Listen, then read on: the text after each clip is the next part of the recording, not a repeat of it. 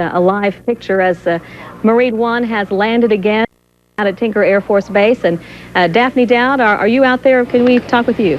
Yes, I am. I can hear you. Like you said, Marine One has landed. Actually, both of the president's choppers have landed. The one that you just watched deboarding, I don't believe was carrying the president.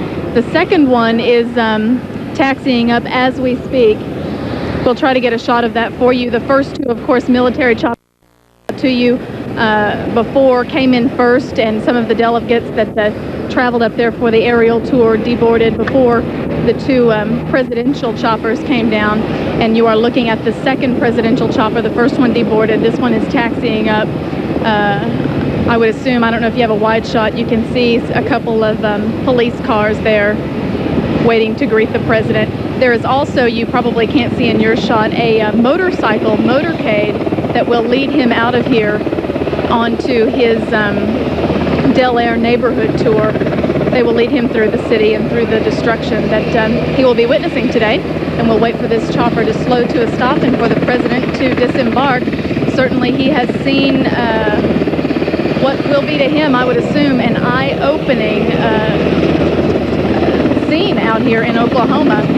It's one thing to see the pictures, and it's another thing to actually see it with your own eyes. In a few moments, he will see it up close. He'll talk to the folks who are living through it, and he will tell them what he can do for us here in Oklahoma to help us recover.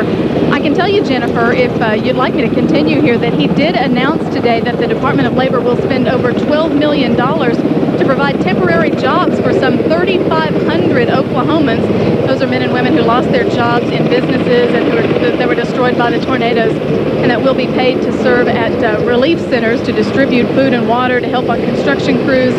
They'll be able to feed their families by rebuilding their communities, he said. He also announced today that the president would ask Congress for an additional, as we spoke about earlier, $372 million for FEMA's disaster relief fund. He said, and I'm quoting, "These resources are crucial for our disaster relief efforts," and he says, "I urge Congress to act quickly on my request." We're waiting for the president to disembark here from Marine One. He also mentioned in his radio address this morning that in the balanced budget that he sent to Congress, there is a $10 million stip in there to further improve the National Weather Service's next generation of a Doppler radar. That's an interesting fact. As you know, that it was Doppler radar and our meteorologists and the National Weather Service who helped so many Oklahomans stay alive during this tornado. Of course, it is horrible to have these 41 deaths, but it could have been so many more. And it is our great weather research that we have, much of it coming from here in Oklahoma, that saved many lives. The president said that this Doppler radar system makes it possible to issue warnings, as we well know, in advance of coming tornadoes. And there he comes out of Marine One, having witnessed the devastation from the air that we have witnessed all week long. He will embark on a walking tour of Del Air neighborhood, joined again by James Lee Witt, the director of FEMA, and the governor, Frank Keating. They'll walk through the neighborhoods with the local mayor of Del City. They'll talk with folks who are living through this disaster as we speak, and hopefully he will take this information back to Washington and get us even more of the help we need so much. Jennifer. Well, Daphne, it was interesting, and we'll continue to watch the president as he is getting ready for this walking tour. He's talking now with the governor and James Lee Witt.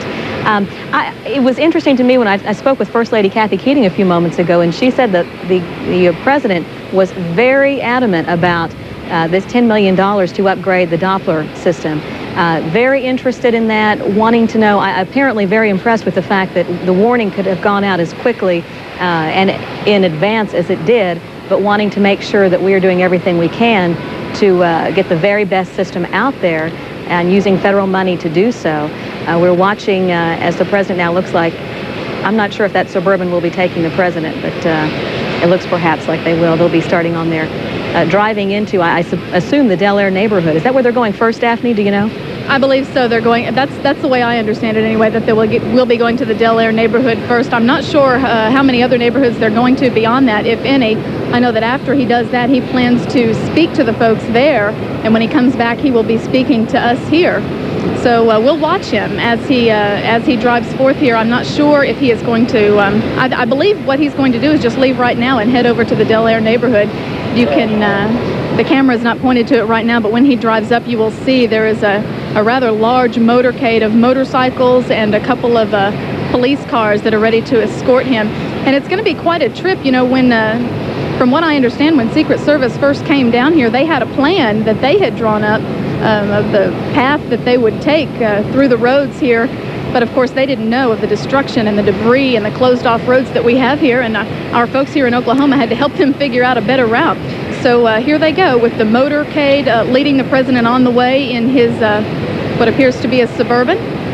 He will be driving onto the Del Air neighborhood, take a walking tour, talk to the folks there. The FEMA director and the governor will point out what they've seen and make suggestions on how the president can help the people of Oklahoma recover. I tell you what's interesting to note, Daphne, is that earlier, apparently the president, the word that we had was that the White House thought that the damage was confined mostly to the Moore area, that Moore had been devastated, but that a lot of the other areas, that I don't think they realized the extent of the damage in the other areas.